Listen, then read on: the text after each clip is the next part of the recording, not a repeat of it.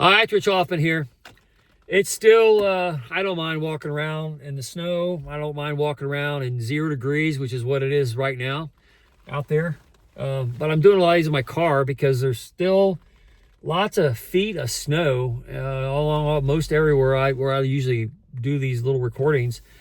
And you really have to have snowshoes to walk through it because it's deep snow, still deep snow. And then it has a hard kind of layer that your feet crack through, and it just makes it's hard to walk and talk in that kind of environment. So I've been doing these things in my car. And the other thing we have to talk about, which is critical to the issue, everybody's this controversy about the FBI seizing the ballots down in Georgia, down in Fulton County. What's going on? What's happening with that? Here's the deal, and this is what everybody needs to think about when they talk about. A lot of people got suckered. A lot of Democrats, they don't want to believe that there's election problems because Democrats, and I say it all the time, and it's true. It's only been proven true over all these years. I've been talking about this election thing for 6 years now, at least once or twice a week, sometimes every day of the week. And there's no question that the election in 2020 was stolen. And people just roll their eyes. The media types are out there. They think they've got everybody suckered. I mean, people can talk. When people see these things, they're not so easily manipulated by the mechanisms of institutional narrative. Not like they used to be. And I don't know, when you get into conspiracy theories, and the power of the internet was probably intended to control all mass society with a single narrative that could reach the world for some global world government. And then there were probably those types working in the background, the mad scientist types who were hoping for a new intelligence to emerge from it, AI, where all the information in the world could be, we're seeing it today, that could be summed up in the fraction of a second with AI. So there's probably those types out there. But no, without question, what ended up happening was not the original intent, I think, with the internet. Remember, Al Gore claimed to have invented it back in the 90s. What happened was people could talk without regulation. As long as there's free speech and people can speak about what they observe, you're not going to contain a story. But all the institutional types bought it hook, line, and sinker, and including the electronic voting machine apparatus. And again, you talk about lawyers. When you get caught with legal situations, and most people are terrified of legal situations. I deal with lawyers all the time. And I can tell you, they're not very smart. Most of them, they're not smart. I wouldn't trust much of my life on a lawyer under any circumstance. They're good at maybe their specific little thing. But the courts and the legal system have all fallen into this radical leftist ideology because they make a lot of money off the chaos of Democrats. So almost every law firm is a little bit liberal. And they have a liberal leaning to them. Around a block party with everybody eating hamburgers, they might talk somewhat conservative. But, when it comes to practice, they make money off the chaos Democrats present. So everybody, when you say that there were no courts found any impropriety in the 2020 election, well, that's because they ran the election process through, and they had a bunch of people who didn't want to get in trouble for lack of voter security at all the different polling places all over the nation. And I'll tell you the proof here in a second. They didn't want to get in trouble, so everybody told the same rush it through lie, because the implications of not having a secure elections has devastating effects on members of Congress today, because you'd find out you don't have such a tight majority or minority, that Democrats aren't as close to Republicans as they appear to be, that a lot of races, governor races, Senate races, a lot of them never were as close as they said they were. There's a reason why you go all over this country and you see a 50-50 split kind of between Republicans and Democrats. And I'll tell you right now, it's because Democrats cheat to get the difference. And the voting machines, same voting machines you have in China, same voting machines they use in Venezuela, the same way they rig elections in Russia and every place where there's tyrannical governments, the same kind of behavior is stealing elections, and they can steal elections in areas of the United States that don't have very good voting regulations. So to deal with that, Trump and the House and everybody's out there pushing for, it's stuck in the Senate right now, the SAVE Act. And SAVE Act means Safeguard American Voter Eligibility, which makes perfect sense. That means that when you are registering to vote for federal elections, applicants, to get into the voter rolls, you have to present a U.S. passport, a birth certificate, or a certificate of naturalization, and a real ID that explicitly indicates citizenship.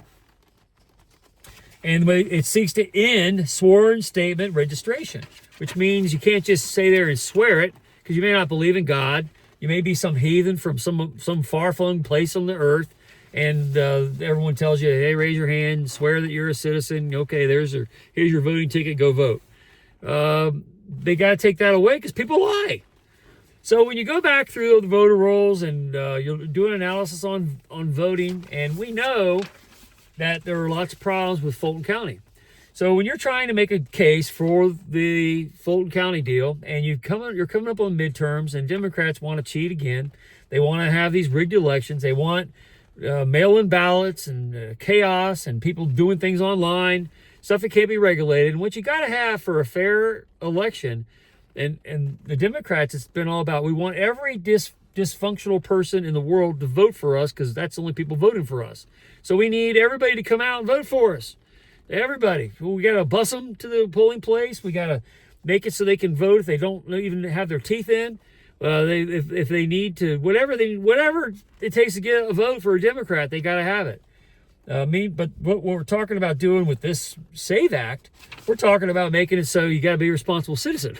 and do you want people, if people who vote should be responsible citizens? I mean, it's like a core competency of civics. If you have chaos driving your elections, how can you have an election? How can you actually have people running their own government? How can you do it? You can't.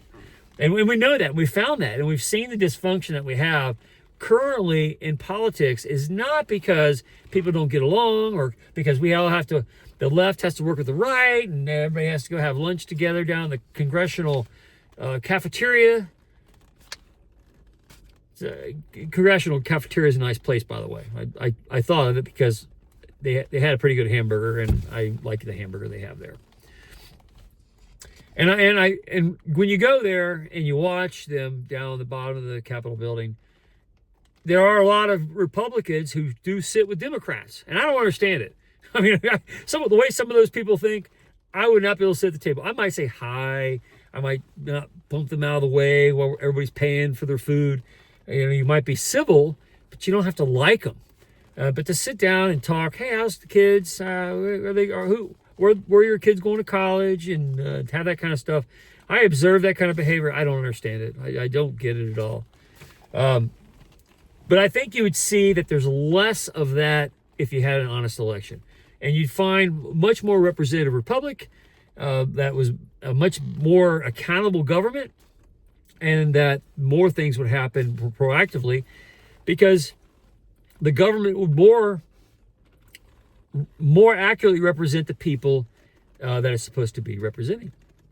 And these rigged elections that you have in states where, like, all the places where Kamala won, all of them had in common, I think all the states she won, they had in common no voter ID. So anybody could go vote. So you could have every crazy person showing up and just casting a vote, and they didn't have to show an ID when they did it. Why would you have an election system like that?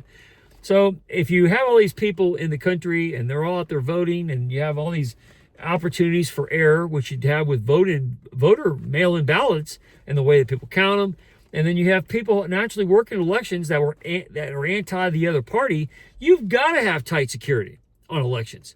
It should be like a top priority. But to insist on it being loose is to insist on it being able to be cheated on. And when Chuck Schumer says we got to get rid of the SAVE Act, we don't want elections that have security. We don't want accountability because we won't win if there is. That's what they're after.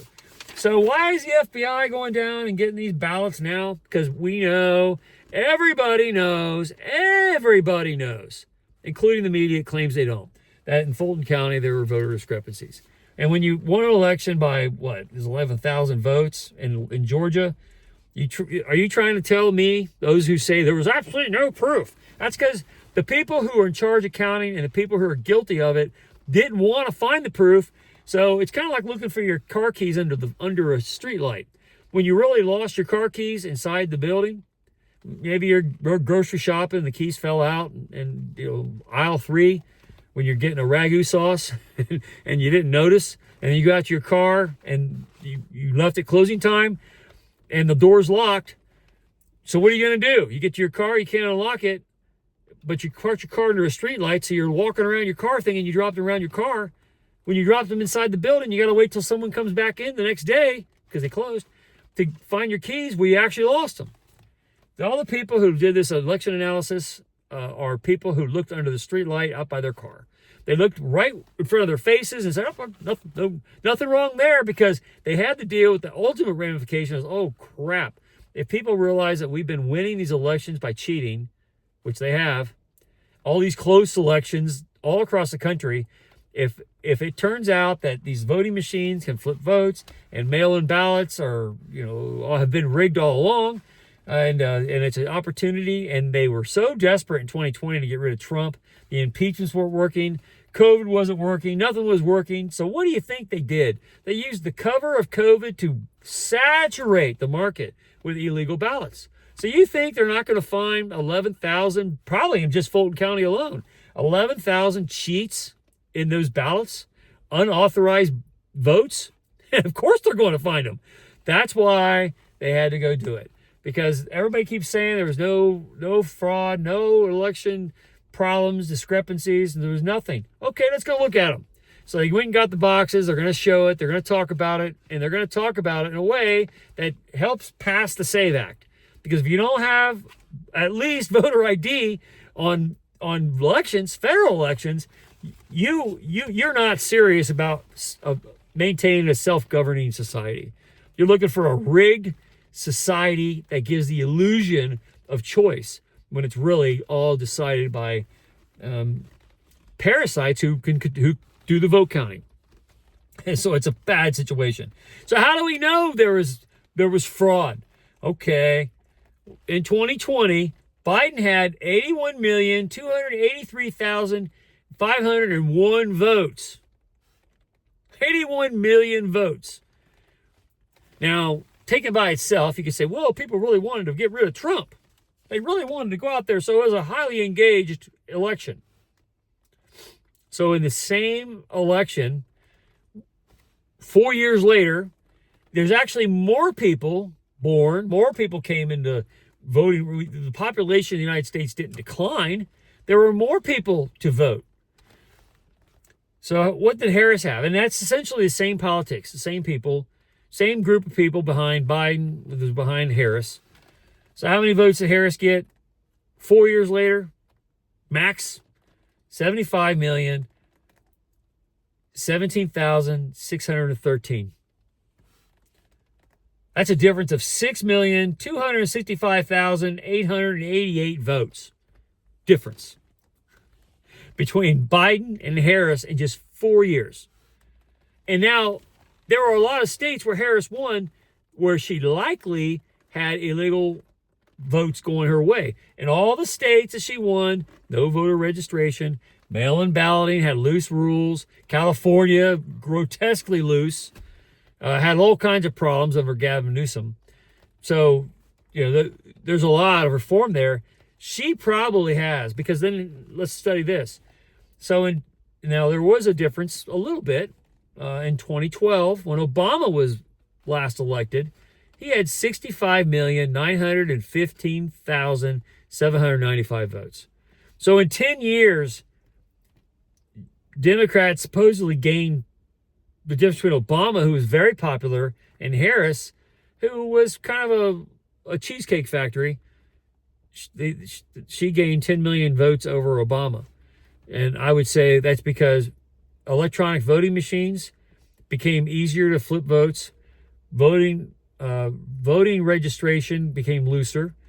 There was a lot looser rules in that period of time, making it easier for people that shouldn't be voting or couldn't vote otherwise legally to vote. So they gained probably 10 million votes.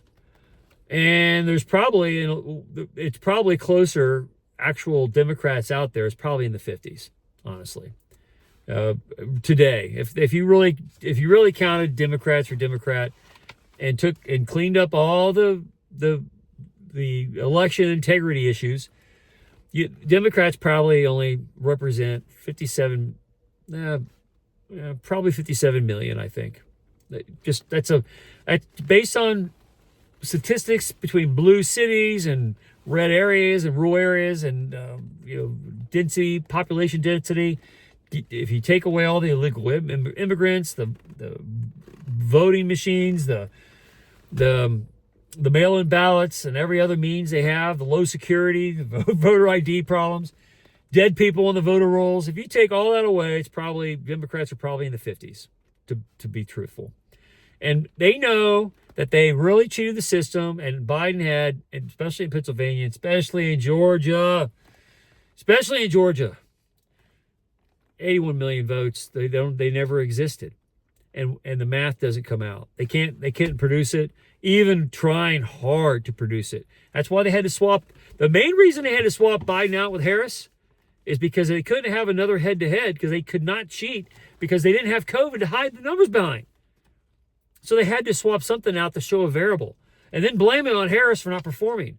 But when Biden had that terrible debate, they pulled the trigger because they knew Biden was never going to get there. Trump was going to get his numbers, and he had his solid numbers, similar to the last time. He did a little better because people realized what happened. All the lawfare they threw at him didn't work. So they had a problem. So they swapped Harris out to hide the election fraud they knew they committed, and they were just going to throw the bone and hope for the best, do the half-court shot with Harris, and if she lost, they'd lick their wounds and come back another day and hope they could outlast Trump in some way. But they couldn't. They had to trade Harris out or put Harris in place of Biden because they had to cover up the election fraud. Everybody knows it. I've seen maps, voter precincts, where you can see the spikes in precincts where they had obvious election fraud because the voter counts were totally wrong. And just while we're talking about it, Kari Lake is the official governor of Arizona. There's a lot of people who should be in power and be in these positions that the election fraud mechanism, they hoped that the world would never catch them and we would never get to this debate period and that there would never be an FBI that reports to a DOJ where Trump appointed the people that could go confiscate these boxes. They never thought that day would come. But here it is. So you're trying to get a SAVE Act passed through the Senate. It's a split down the middle. And the only way to break it loose is you're going to have to put it in front of their face and show them what you know. And what we know is there was massive election fraud. The stats prove it. All you got to do is pull the evidence out, show people the boxes. They can say you lost chain of custody. Once you took it out, it was the criminals that were hiding the information. They were required by law. They've probably tampered with those things since then. I mean, I'm not saying you're going to get an honest assessment out of those boxes, but you're going to get enough to know that more than 11,000 people, there were more than 11,000 problems in probably just dead people voting that should have never voted. And they pushed it under the table through COVID, and no one was checking because everyone was wearing a mask and socially distancing 6 feet. So you couldn't have anybody looking over your shoulder watching you cheat so they can get rid of Trump. So anybody that thinks there wasn't election fraud in 2020 is an idiot. You're a fool if you think that. An absolute imbecile. Because there was massive election fraud. Massive election fraud. You can prove it. No courts want to get involved in that because, again, they love Democrats. They want to make money off the chaos. And if people lose faith in the system, whoa, that's going to be a problem for them because they help facilitate the fraud for many years by defending in court. And if you question them, what happened to you? Like what happened to Fox News and other people. Look what's been happening to Mike Lindell. They go after you. They think they've got the power because all these law firms will rally to your cause and they'll bleed your they'll bleed your bank account so you can't put up a fight. Look what happened to Sidney Powell. Look what's going on with Tina Peters right now. And she was doing what she thought was right, and they put her in jail to rot.